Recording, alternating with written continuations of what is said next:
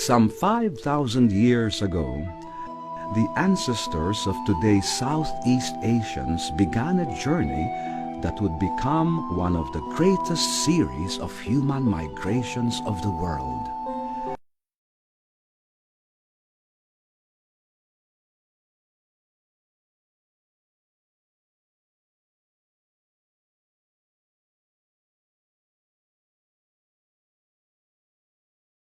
They came from what is now southern China, traveled south toward Taiwan, and then entered the Philippines through its northernmost edge, Batanes. They populated the archipelago for more than 1,000 years, and then from here traveled west toward Madagascar in Africa, and east toward Easter Island near South America. Linguists call them the Austronesian-speaking peoples, speakers of a family of languages heard in the Philippines, Indonesia, Malaysia, and many other islands of Southeast Asia and the Pacific. The first Austronesian-speaking Filipinos who arrived here about 4,000 years ago from Taiwan through the Batanes and northern Luzon almost certainly came here by boat. The Philippines represented the entry of these populations into the tropical part of the world. And when they arrived here, they also had to develop their methods of crossing sea, building canoes. The Austronesian-speaking peoples were also expert seafarers and boat builders. The Austronesians developed the technology to navigate and cross the open seas to distant islands. They invented the outrigger canoe as well as the precursor of today's catamaran, the double-hulled sailing canoe. It is very likely that in the Philippines, the early Austronesians began to use outriggers and also sails for sailing their canoes over very large distances, because of course once you go through the Philippines into the Western Pacific, the distances between the islands become larger and larger, and the technology has to improve, particularly for getting to places such as Polynesia, where islands can very often be many thousands of kilometers apart. Textbooks used to say that the ancestors of today's Filipinos crossed land bridges to reach the Philippines. But evidence shows that they actually came by boat from southern China through Taiwan. Linguists say the sophisticated seafaring culture was instrumental in the spread of Austronesian languages during the Neolithic era. Austronesians colonized the islands of Southeast Asia and the Pacific and imposed the language on their subjects. Today, there are about 1,200 languages considered part of the Austronesian family, spoken by 350 million people. Boats and the sea played a central role in the beliefs of Austronesian-speaking people. A burial jar from the Neolithic era found in the Manunggul cave in Palawan has for a cover the figure of a boatman transporting the dead to the afterlife. It shows how the sea dominated life and death. Austronesian-speaking peoples had their own belief system long before they learned about Hindu, Buddhist, Islamic, or Western thought. This common belief system showed even in their architecture. Traditional homes of Austronesian-speaking peoples reflect Southeast Asian concepts of the upper world, underworld, and the earthly realm.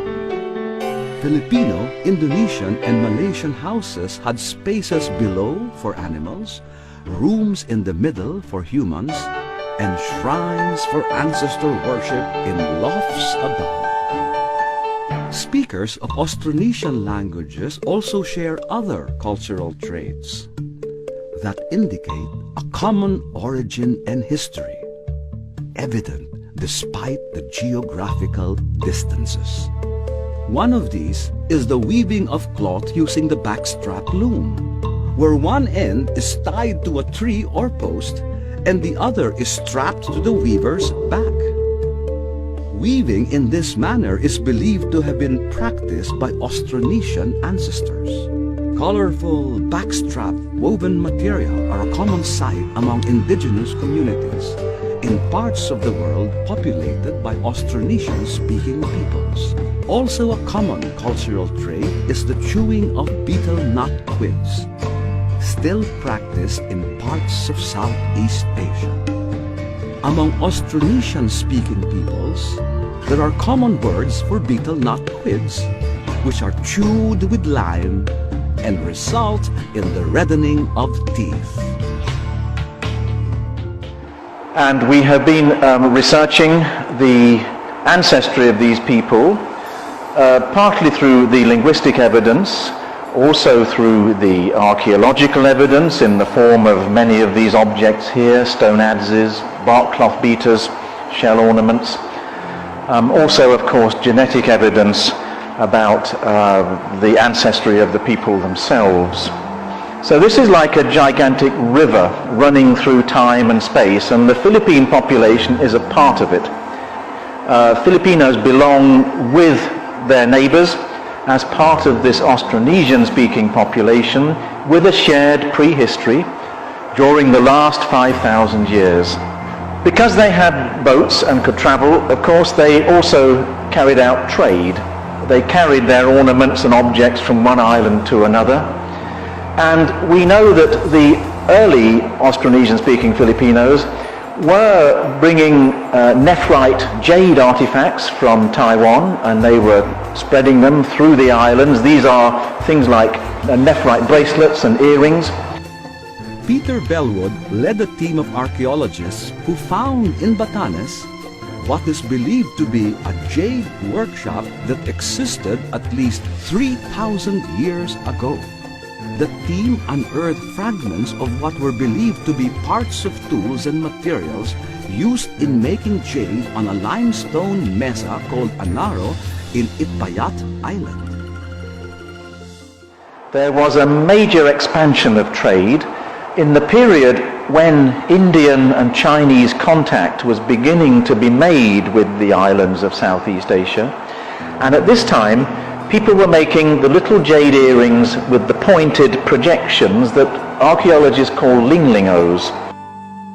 Lingling-o are circular ornaments common among various peoples in Southeast Asia, such as the Igorots of the Cordillera region. A type of lingling-o that protrudes on three sides was found in Palawan and is similar to those found on Sarawak in Malaysia, as well as Vietnam and even Taiwan. The lingling-o is concrete proof of the common culture of Austronesian-speaking peoples that flourished in Southeast Asia some 5,000 years ago. Austronesian languages were believed to be the most widespread family of languages during the 1500s, when Ferdinand Magellan came to the Philippines. Today, hundreds of millions across the vast part of the globe speak a variation of an Austronesian language. Historians and archaeologists say that the Philippines played an important role in the spread of Austronesian languages. It also showed that culture and commerce prospered between the Philippines and its neighbors at least 5 millennia ago. I think the most important thing for Filipinos to understand is that they are part of a shared cultural heritage, which is not just the Philippines, but the peoples of Indonesia, of central Vietnam, Madagascar, which is off the east coast of Africa, the native peoples of Taiwan to the north, and virtually all of the Pacific Islands. This heritage is very important because it means that many of the peoples of Southeast Asia share a common cultural and linguistic ancestry. And I hope that that knowledge will enable them all to understand each other much better in the years to come.